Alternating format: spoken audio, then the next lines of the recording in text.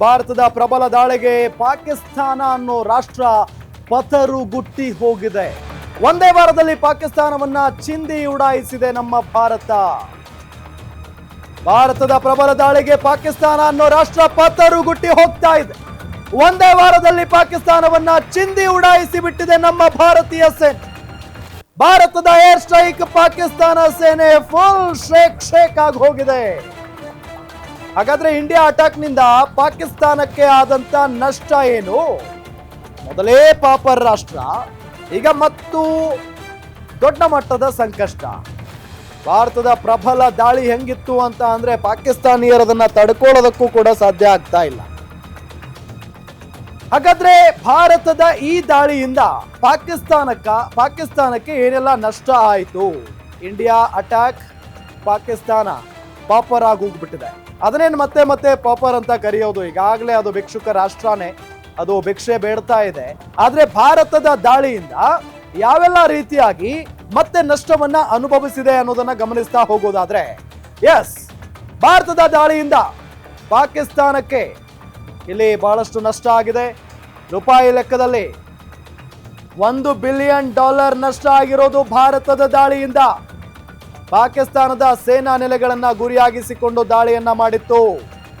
Military ಪ್ರದೇಶಗಳ ಮೇಲಿನ ದಾಳಿಯಿಂದ ಭಾರಿ ಡ್ಯಾಮೇಜ್ ಆಗ್ಬಿಟ್ಟಿದೆ ಪಾಕಿಸ್ತಾನಕ್ಕೆ. 1971ರ ಯುದ್ಧದ ಬಳಿಕ ಪಾಕಿಸ್ತಾನಕ್ಕೆ ದೊಡ್ಡ ಮಟ್ಟದ ನಷ್ಟ. ಪಾಕಿಸ್ತಾನಕ್ಕೆ ಒಂದೇ ವಾರದಲ್ಲಿ ಅತಿ ಹೆಚ್ಚು ನಷ್ಟ ಆಗಿರೋದು. ಭಾರತದ ದಾಳಿಗೆ ಪಾಕ್ಗೆ $1 ಬಿಲಿಯನ್ ನಷ್ಟ ಆಗಿದೆ. ರೂಪಾಯಿ ಲೆಕ್ಕದಲ್ಲಿ ಎಷ್ಟು? 8,500 ಕೋಟಿ. 8,500 ಕೋಟಿಗಿಂತ ಹೆಚ್ಚು ನಷ್ಟ ಆಗಿದೆ. ಪಾಕಿಸ್ತಾನದ ಈ ನರಿಗಳಿದಾವಲ್ಲ, ಒದ್ದಾಡ್ತಾ ಇದ್ದಾರೆ. ಈಗ ಪಾಕಿಸ್ತಾನದ ಸೇನಾ ನೆಲೆಗಳನ್ನ ಉಡಿಸಿ ಮಾಡಲಾಯಿತು. ಮಿಲಿಟರಿ ಪ್ರದೇಶಗಳ ಮೇಲಿನ ದಾಳಿಯಿಂದ ಭಾರಿ ಡ್ಯಾಮೇಜ್ ಆಗಿಬಿಟ್ಟಿದೆ. 1971ರ ಯುದ್ಧದ ಬಳಿಕ ಪಾಕಿಸ್ತಾನಕ್ಕೆ ಅತಿ ದೊಡ್ಡ ಲಾಸ್ ಆಗಿದೆ. ಪಾಕಿಸ್ತಾನಕ್ಕೆ ಒಂದೇ ವಾರದಲ್ಲೇ ಅತಿ ಹೆಚ್ಚು ನಷ್ಟ ಆಗಿರುವಂತ ಅಂದಾಜು ಇದೆ. $1 ಬಿಲಿಯನ್ ನಷ್ಟ ಆಗಿದೆ. ಅಂದ್ರೆ ಭಾರತದ ರೂಪಾಯಿ ಪ್ರಕಾರ 8,500 ಕೋಟಿ. 8,500 ಕೋಟಿ ರೂಪಾಯಿ ನಷ್ಟವನ್ನ ಪಾಕಿಸ್ತಾನ ಅನುಭವಿಸಿದೆ ಈ ಒಂದು ಸಂದರ್ಭದಲ್ಲಿ. ಜಸ್ಟ್ ಇಮ್ಯಾಜಿನ್ ಎಷ್ಟರ ಮಟ್ಟಿಗೆ ಭಾರತ ಪಾಕಿಸ್ತಾನಕ್ಕೆ ಹೊಡೆದು ಹಾಕಿದೆ, ನಷ್ಟ ಮಾಡಿದೆ ಅಂತ ಹೇಳಿ. ಎಸ್, ಇದೇ ವಿಚಾರಕ್ಕೆ ಸಂಬಂಧಪಟ್ಟಂತೆ ಮತ್ತಷ್ಟು ಡೀಟೇಲ್ಸ್ ಕೊಡ್ತಾರೆ. ನನ್ನ ಜೊತೆಗೆ ಈಗ ನಮ್ಮ ಪ್ರತಿನಿಧಿ ಚಂದ್ರಮೋಹನ್ ನೇರ ಸಂಪರ್ಕದಲ್ಲಿ ಜಾಯ್ನ್ ಆಗಿದ್ದಾರೆ. ಜೊತೆಗೆ ನಮ್ಮ ಚಾನೆಲ್ನ ಎಡಿಟರ್ ಸತೀಶ್ ಆಂಜನಪ್ಪ ಕೂಡ ಇದ್ದಾರೆ. ನಾನು ಈ ಒಂದು ಅಪ್ಡೇಟ್ಗೆ ಸಂಬಂಧಪಟ್ಟಂತೆ ಚಂದ್ರಮೋಹನ್ಗೆ ಹೋಗ್ತೀನಿ.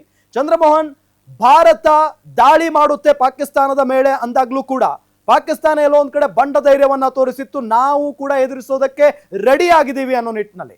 ಆದ್ರೆ ಇಡೀ ಜಗತ್ತಿಗೆ ಗೊತ್ತಿರಲಿಲ್ಲ ಭಾರತ ಇಷ್ಟು ದೊಡ್ಡ ಮಟ್ಟದಲ್ಲಿ ಪಾಕಿಸ್ತಾನಕ್ಕೆ ಡ್ಯಾಮೇಜ್ ಮಾಡಿದೆ ಅಂತ ಹೇಳಿ. ಡೀಟೇಲ್ಸ್ ಕೊಡ್ತಾ ಹೋಗೋದಾದ್ರೆ ರಾಮ್, ಏನಂದರೆ ಭಾರತದ ವಿರುದ್ಧ ಒಂದು ಉಗ್ರರನ್ನು ಎತ್ತಿಕಟ್ಟಿದ್ದ ಪಾಕಿಸ್ತಾನ ಈ ರೀತಿಯಾದಂತಹ ದಾಳಿಯನ್ನು ಭಾರತ ಮಾಡಬಹುದು ಅಂತ ಕನಸಿನಲ್ಲೂ ಊಹಿಸಿರಲಿಲ್ಲ. ಯಾಕಂದರೆ 2016ರಲ್ಲಿ ಉರಿ ಸ್ಟ್ರೈಕ್ಗೆ ಏನು ಸರ್ಜಿಕಲ್ ಸ್ಟ್ರೈಕ್ ಮಾಡಿದರು, ಮತ್ತು 2019ರಲ್ಲಿ ಪುಲ್ವಾಮಾ ದಾಳಿಗೆ ಬಾಲಾಕೋಟ್ ಏರ್ ಸ್ಟ್ರೈಕ್ ಮಾಡಿದರು.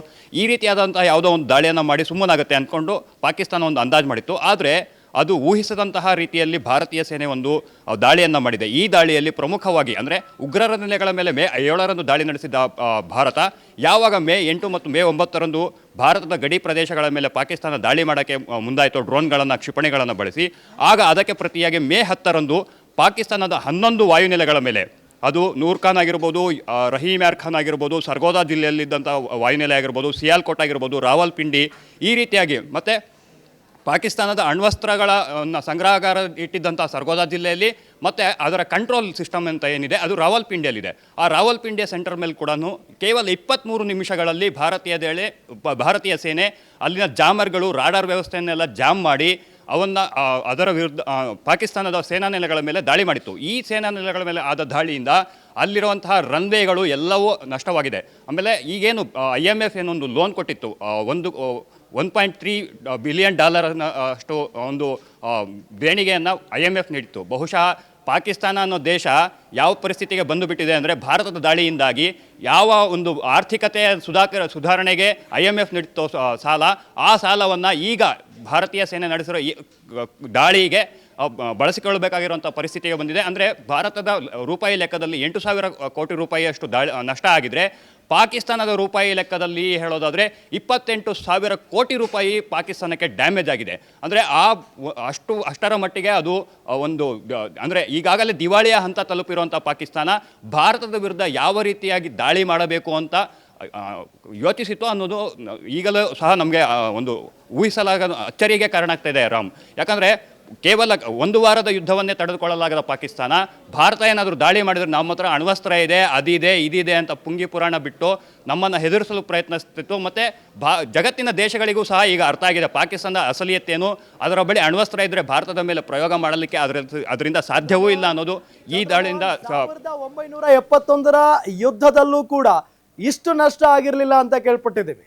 ಆದರೆ ಈಗ ಇದು ಯುದ್ಧ ಅಲ್ಲ, ಇದು ಕೇವಲ ಒಂದು ಕಾರ್ಯಾಚರಣೆ ಅಷ್ಟೇ. ಈ ಕಾರ್ಯಾಚರಣೆಯಲ್ಲೇ ಈ ರೀತಿಯಾಗಿ ಭಾರತ ಇಷ್ಟು ದೊಡ್ಡ ಮಟ್ಟದಲ್ಲಿ ಹೊಡೆದಾಕಿದೆ, ಇಷ್ಟು ದೊಡ್ಡ ಮಟ್ಟದಲ್ಲಿ ನಷ್ಟ ಮಾಡಿದೆ ಅಂತ ಅಂದ್ರೆ ಇನ್ನು ಯುದ್ಧ ಆಗಿದ್ರೆ ಪಾಕಿಸ್ತಾನದ ಪರಿಸ್ಥಿತಿ ಜಸ್ಟ್ ಇಮ್ಯಾಜಿನ್. ರಾಮ್ ಅದೇ ಹೇಳ್ತಾ ಇರೋದು. ಯಾಕಂದರೆ 1971ಕ್ಕೂ 2025ಕ್ಕೂ ಅಜಗಜಾಂತರ ವ್ಯತ್ಯಾಸವಿದೆ. ಆಗೆಲ್ಲ ಯುದ್ಧ ಟ್ಯಾಂಕ್ಗಳು, ಫಿರಂಗಿಗಳು ಇವುಗಳನ್ನು ಮಾತ್ರ ಬಳಸಿ ಒಂದು ದಾಳಿಯನ್ನು ಮಾಡ್ತಾಯಿದ್ರು, ಅಥವಾ ಸಬ್ಮರೀನ್ಗಳ ಮೂಲಕ ಕ್ಷಿಪಣಿಗಳನ್ನು ಹಾರಿಸುವಂಥ ವ್ಯವಸ್ಥೆ ಕೂಡ ಆಗಿರಲಿಲ್ಲ. ಸಬ್ಮರೀನ್ಗಳ ಮುಖಾಂತರ ಒಂದು ಮಾಹಿತಿಯನ್ನು ಕಲೆ ಹಾಕ್ಬೋದಾಗಿತ್ತೆ ಹೊರತು, ಮತ್ತು ವಿಮಾನಗಳನ್ನು ಬಳಸಿದ್ರು ಸಹ ಅಲ್ಲಿ ಕ್ಷಿಪಣಿಗಳನ್ನು ಹಾರಿಬಿಡಲು ಆಗಿನ ತಂತ್ರಜ್ಞಾನದಲ್ಲಿ ಇರಲಿಲ್ಲ. ಆದರೆ ಈಗಿನ ತಂತ್ರಜ್ಞಾನ ತುಂಬ ಮುಂದುವರೆದಿದೆ. ಈಗಿರುವ ಕ್ಷಿಪಣಿಗಳಾಗಲಿ, ಡ್ರೋನ್ಗಳಾಗಲಿ, ಆಮೇಲೆ ಅನ್ಮ್ಯಾನ್ಡ್ ಏರಿಯಲ್ ವೆಹಿಕಲ್ಸ್ ಅಂತ ಏನು ಕರಿತೀವಿ, UAVಗಳು, ಇವುಗಳನ್ನೆಲ್ಲ ಬಳಸಿ ಅದರ ದಾಳಿಗಳನ್ನು ಮಾಡೋದ್ರಿಂದ ಮತ್ತು ಈ ತಂತ್ರಜ್ಞಾನವನ್ನು ಪಡೆದುಕೊಳ್ಳಲು ಸಹ ಹೆಚ್ಚಿನ ರೀತಿಯಾದಂಥ ಹಣಕಾಸಿನ ಅಗತ್ಯವಿರುತ್ತೆ. ಇದೇ ಕಾರಣಕ್ಕಾಗಿ 1971ರ ಯುದ್ಧದಲ್ಲೂ ಸಹ ಪಾಕಿಸ್ತಾನ ಈ ರೀತಿಯಾದಂಥ ನಷ್ಟವನ್ನು ಅನುಭವಿಸಿಲ್ಲ. ಆದರೆ ಕೇವಲ ಒಂದು ಸೈನಿಕ ಕಾರ್ಯಾಚರಣೆಗೆ, ಯುದ್ಧ ಅಲ್ಲ, ಕೇವಲ ಸೈನಿಕ ಕಾರ್ಯಾಚರಣೆಗೆ ಪಾಕಿಸ್ತಾನ ತತ್ತರಿಸಿ ಹೋಗಿದೆ. ಒಂದು ವೇಳೆ ಯುದ್ಧ ಏನಾದರೂ ನಡೆದರೆ ಬಹುಶಃ ಪಾಕಿಸ್ತಾನ 3 ದಿನದಲ್ಲಿ ಉಡ್ಡಿಸಾಗೋದಂತೂ ಪಕ್ಕಾ ಆಗಿದೆ ರಾಮ್.